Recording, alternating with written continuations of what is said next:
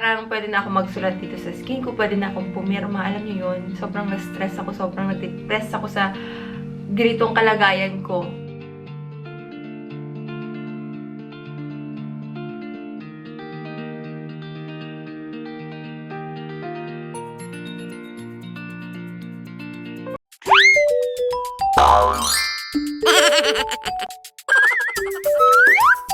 Hello! Good morning! Nandito kami sa Taipei, guys. Pupunta tayo sa Meko. Actually, naka-parking na kami dito. Tapos pupunta na tayo sa Meko. May open, ha? Ayan. Nung Monday, nagpa-visa na po kami. Tapos, ngayon, kukunin na lang namin siya. Siguro mabilisan lang na pagkuha. Tola? Nag-worry ako kasi hindi kami nagpa-appointment.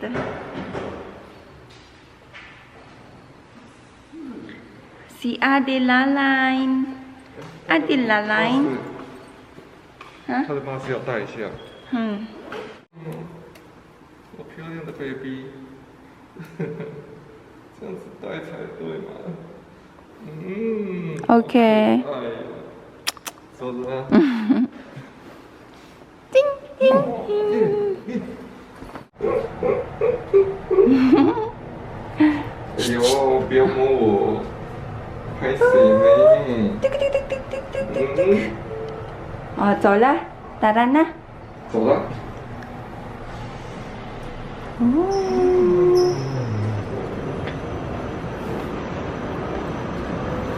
Doon po yung Meko, pero bawal bawal po kasi mag-video doon. Kaya stop ko muna mag-video. 1 hour later. Yo, Ichi ma. Ichi vlog. Kapan ya Ichi vlog ma? 可以啊。 come here 这边。哎，阿婷婷呢？好了，我等一下了。我先 vlog 了。 哦，是吧？ Hello mga katimu! Magandang hapon! Kamusta kayong lahat? So, ngayon lang ulit tayo nakapag-vlog, guys. Andito kami sa Taipei. Actually, dito kami sa may Chiang Kai-shek. Nagpunta kami ng Meko kasi nagpa-visa kami nung Monday. Tapos, ngayon, Thursday, kinuha namin yung passport na namin. So, may visa na tayo, guys. Malapit na tayo umuwi ng Pilipinas. At, ayun na nga. Hindi na ako nakapag-update sa inyo. So, itong vlog na to, life update. So, ayun, hindi ko alam kung paano ko umpisahan magkwento. Sa ang daming nangyari ngayong month na to. Ayun na nga, nakapag-post ako sa Facebook na nagkaroon ako ng something na hives. Nagpantal-pantal ako, sobrang daming pantal. Tapos, naging okay siya, guys. Kasi, after 5 days, naging okay na siya. Wala na yung makati-kati sa aking katawan. Tapos ngayon guys, nagkaroon ako ng dermatographia. So, parang mas lalo akong na-stress guys. Alam nyo yun, yung skin ko, kung mapapansin ninyo, ayan, ang daming pula. Kapag nakamot mo lang siya ng konti, mamumula na siya. Ito, kasi dala-dala ko itong bag, ginaganyan ko, namumula siya.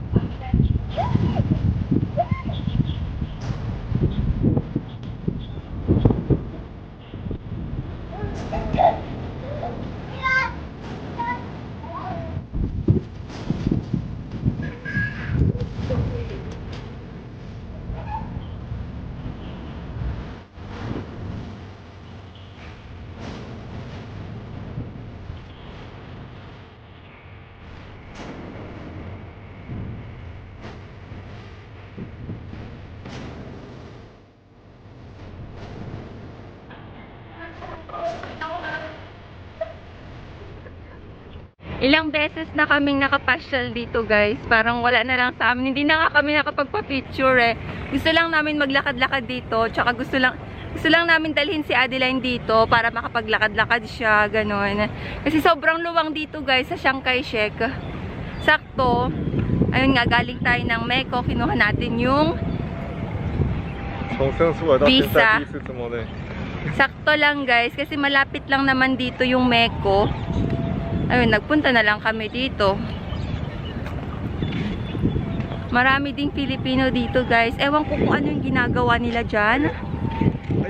Parang, tinatanggal ba nila yung plastic o naglalagay sila ng plastic? So, ayun, ang dami ding Filipino dito guys. Tignan nyo, hindi pa rin nawawala yung letter E. Nakakahiya. Parang nahiya ako guys. Na ganito yung, ewan ko ba, parang nawala na talaga ako ng confidence. Gabi na guys. Andito kami sa night market. Ayan, maraming makain dito. Mag food trip tayo. Eh, Chinali. 买买吗？ Ayan. 还是先弄热水，然后我 Eh, there's a dog. There's a dog. Tingnan nyo yung reaction ni Adeline sa aso. There's a dog. Look, tingnan. Dog.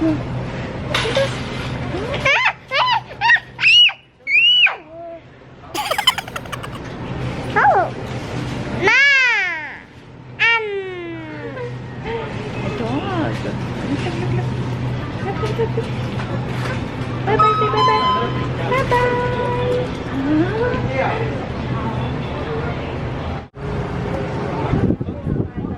这是鲜肉包，鹅啊加虾子，里面是那个，这个我不要虾子哎，不是 Ara 吗？好像 May talaba daw sa loob. Ha? Ayan, bili tayo ng avocado milk. No, gusto yan ni Adeline, no?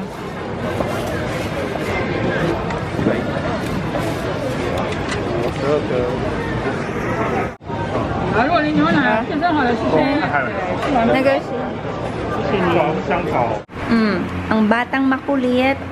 Ayan, kain tayo ng noodles. Ay, mainit anak ko. Para siyang gisado. Yung kay Jack ay pork. Sa akin naman ay lamb meat. Oh, si Adeline. Kain na tayo. Kain na. Yung tipong busog na ako guys. Si Jack. Grabe. Gusto pang mag food trip. 听到酱， Parang hindi nabubusog si Jack. 听到酱。 Oh, ganun pala yun.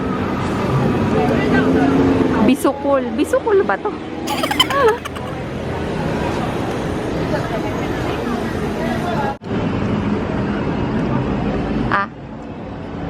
Tang ma? 不会，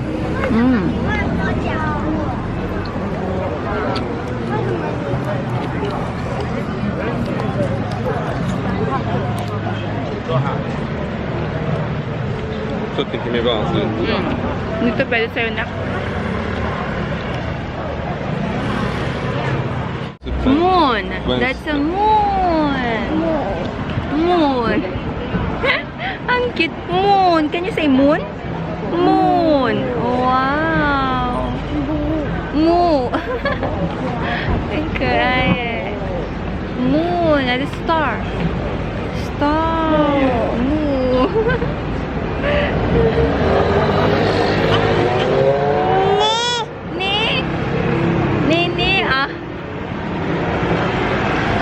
Where is the moon?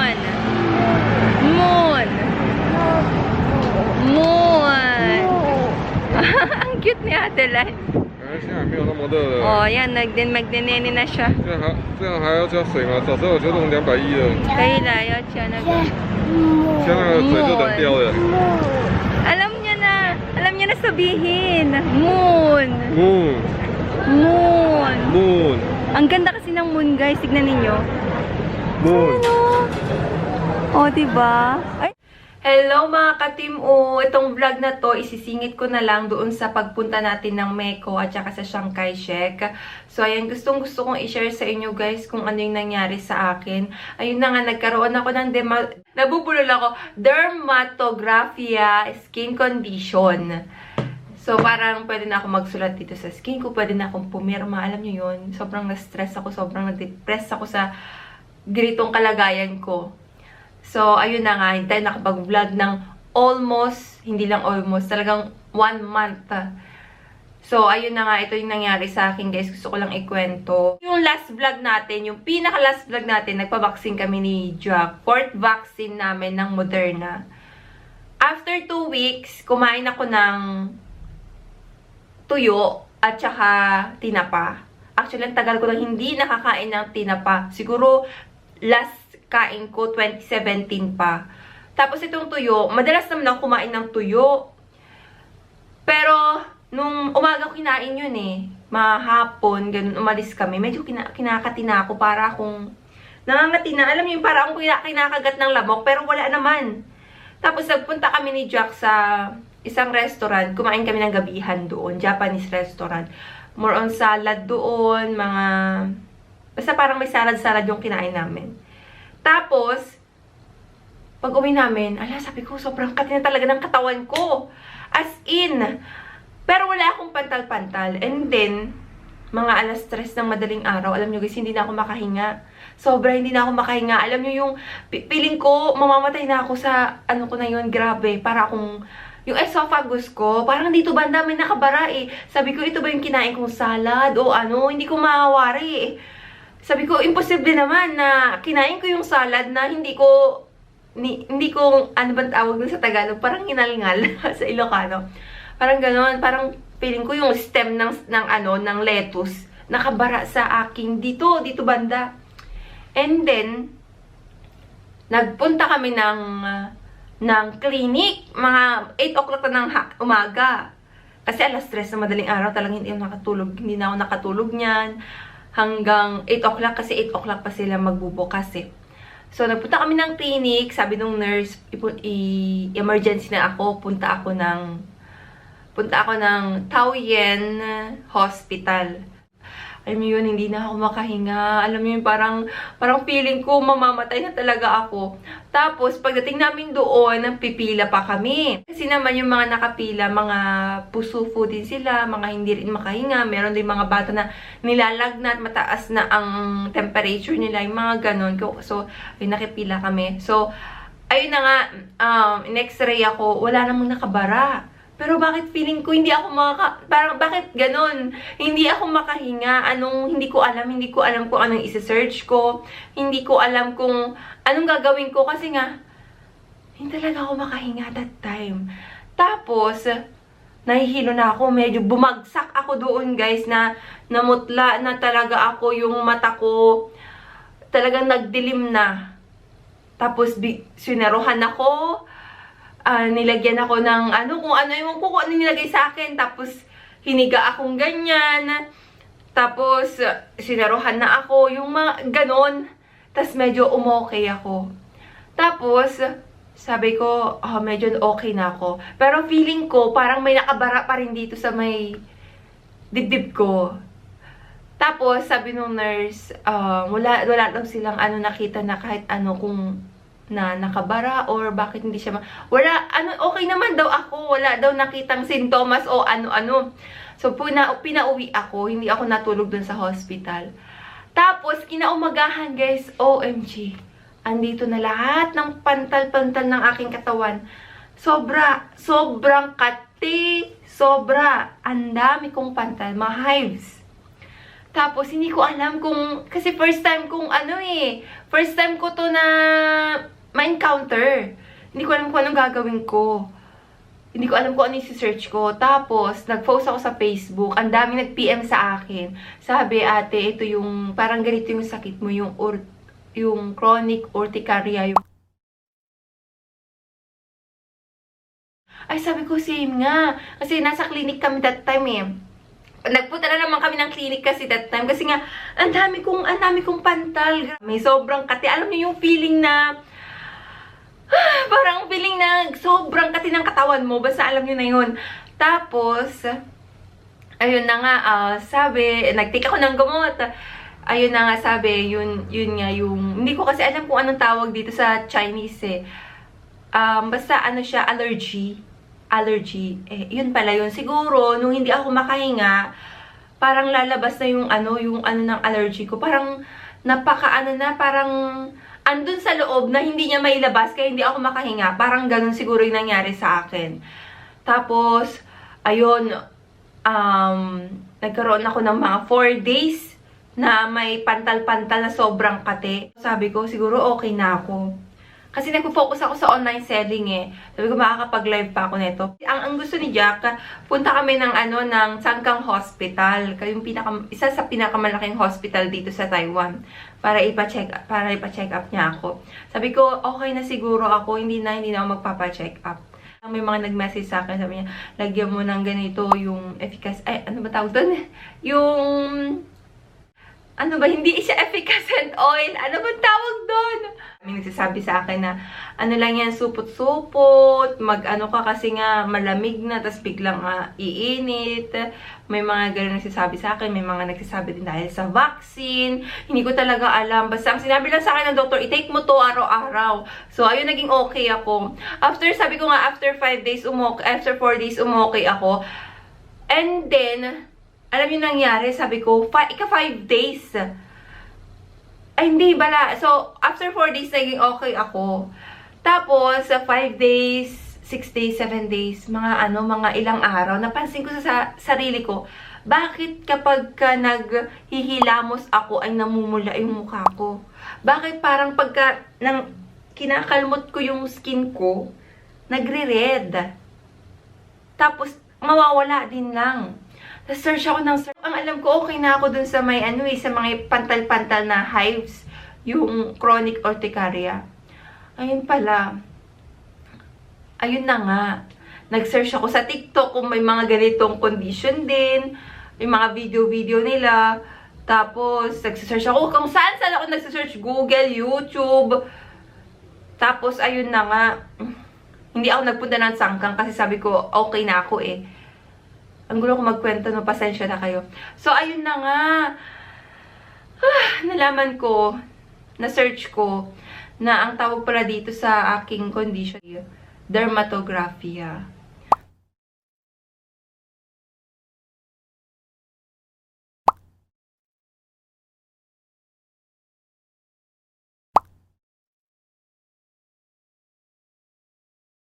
So, parang na-stress ako. Na-stress ako na nakikita ko yung sarili ko, nakikita ko yung skin ko na nagre-red, na mamantal ako kapag after ko mag-shower.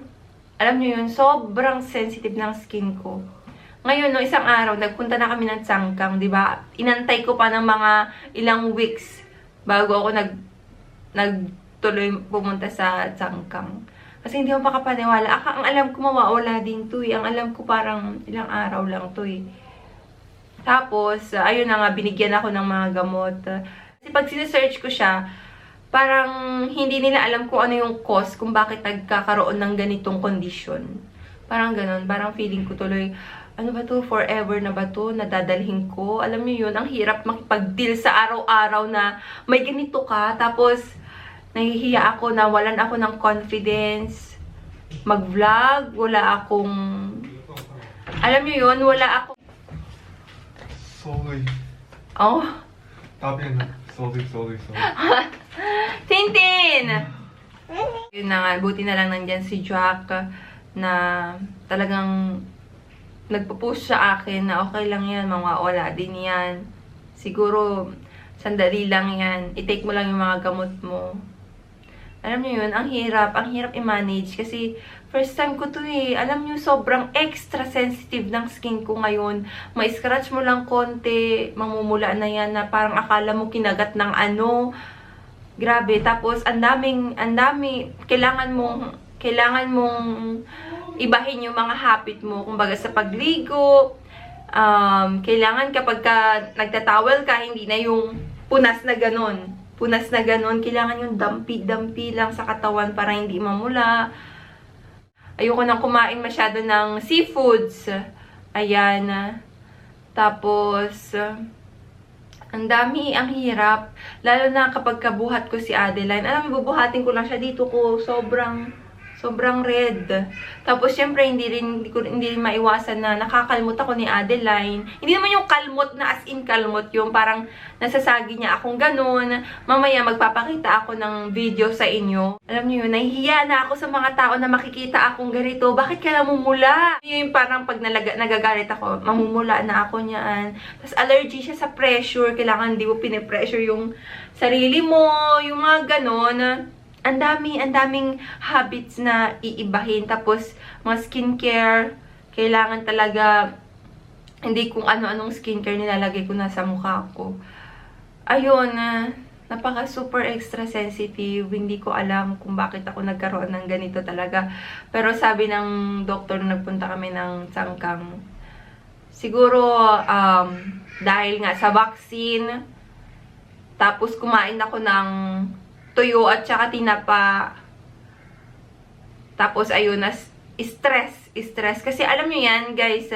Alam nyo yun sa mga nanonood ng vlog ko. Nasabi ko kasi sa vlog ko dati na hindi ako nakakatulog ng gabi.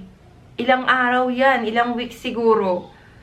Alas 3 ng madaling araw, alas 4, nagigising ako, tapos hindi na ako makatulog. Hindi dahil kay Adeline na pagising-gising siya ng gabi. Hindi, tuloy-tuloy kasi ang tulog ni Adeline eh.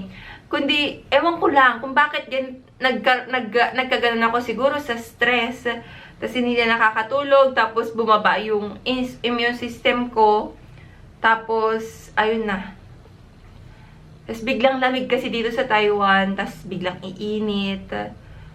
Alam nyo yun, sobra. Hindi ko alam. Nahihiya talaga ako magpakita sa ibang tao na ganito ako. Lalo na kapag nag-online selling ako kasi nagsusukat ako ng damit. Minsan nai-scratch ko yung aking skin. Grabe, parang tas mamumula siya. Grabe. Kaya ito, sinasabi ko na sa inyo guys, kapag makita nyo ako sa personal, meron man akong ganito, red na ganito something. Huwag na kayong magtanong. Huwag na kayong magugulat. Kasi pati yung mama ni Jack, yung kapatid ni Jack, magugulat sila. Yung na-scratch kasi ako ni Adeline eh. Ano yan? Bakit may ganyan? Tapos sabi nung kapatid ni Jack, hala, nakakatakot ka naman. Bakit may ganyan ka? Parang feeling ko na-offend ako. Pero okay lang yun. Siguro, first time nila makakita ng ganito. Alam nyo, makakapirma na ako dito sa skin ko eh. Pero, pinag-pray ko pa rin talaga na sana maging okay pa rin tong skin ko. Hindi ko to dadalhin forever. Grabe, ito na naman. Naiiyak na naman ako, guys. Sobra. So, ayun lang. Ito yung ating, ito yung ating update sa buhay-buhay natin.